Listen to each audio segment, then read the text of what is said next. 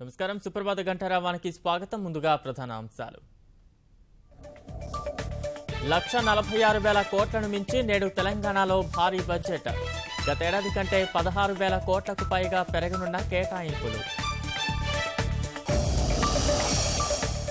అమరావతి ఆకృతుల తయారీలో ప్రజాభిప్రాయానికి పెద్దపీట. జనం సూచనలు తీసుకోవాలని నిపుణుల కమిటీ నిర్ణయం. అమిత్ షాకు భాజపా ముఖ్యమంత్రుల ఎంపిక బాధ్యత. పరిశీలకులుగా వెంకయ్య సహా 6 నేతలు.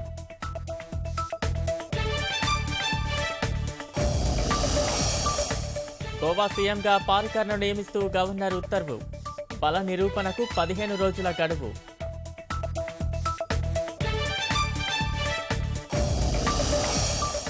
మణిపూర్లో సర్కార్ ఏర్పాటుకు భాజపా ఏర్పాట్లు. నేడు శాసనసభ పక్ష నేత ఎన్నిక.